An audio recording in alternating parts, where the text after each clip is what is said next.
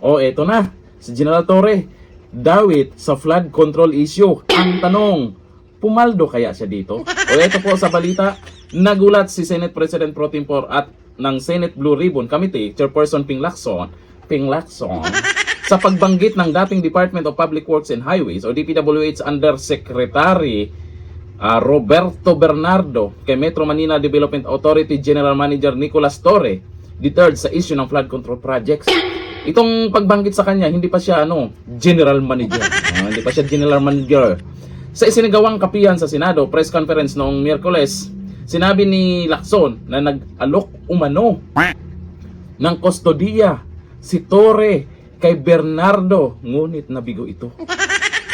Ayon sa senador, isang malaking tanong para sa kanya kung paano nadawit si Torre sa issue ng flood control. Paano nga ba? Siyempre, bali-balita nakaraan, talagang maraming pumaldo dyan. Lalo sa DPWH, di umano ha. At napag-usapan talaga yung flood control. Ito, may ginagawa di umano si Torre. Apo, Torre ha. Lahat pa ni Lacson, mag-i-issue pa sila ng sabina sa mga individual para sa isasagawang hearing ng Blue Ribbon Committee na may kinalaman sa flood control project, na maanumal yung flood control project. Dapat ipatawag nyo rin si Torre. Dapat ipatawag. Diba? Para naman, siyempre, na lumabas yung pangalan niya. General Torre sa flood control project. Maraming hindi naniniwala dyan kasi hindi naman siya sa DPWH. Paano siya nadawit dyan? Yun nga lang, may inaalok. Ewan ko lang kung ano yung purpose niya doon.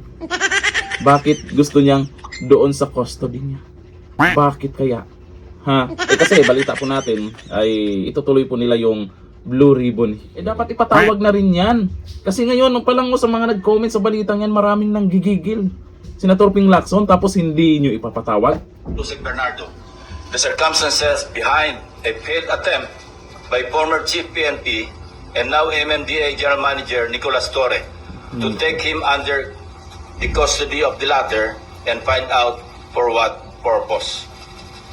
We will also issue a subpoena to personalities who snubbed our invitations during the last hearing under pain of contempt and arrest by the Senate Sergeant at Arms.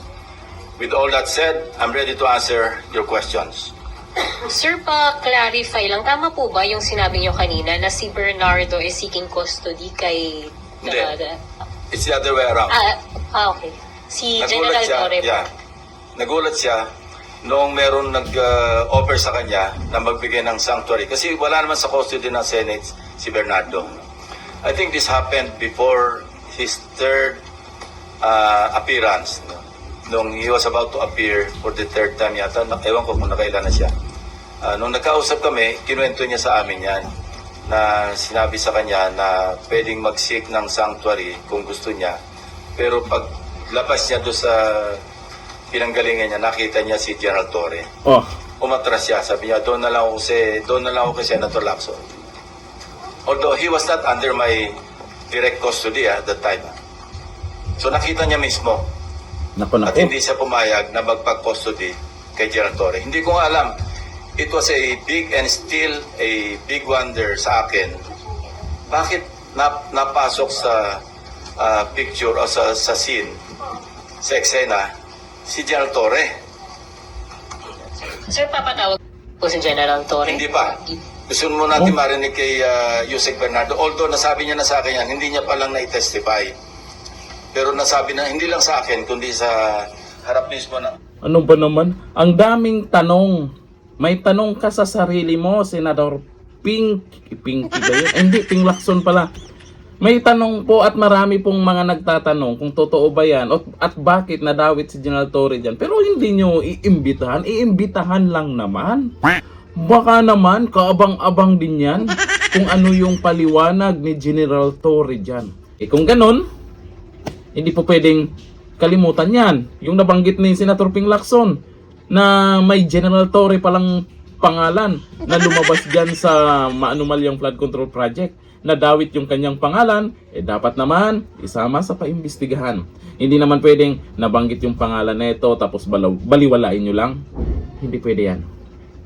Hindi pwede yan. Ping Lacson. Ping Lacson. Baka naman. Ha? Abangan namin yan. Hanggang dito na lang. Thank you. Bye-bye.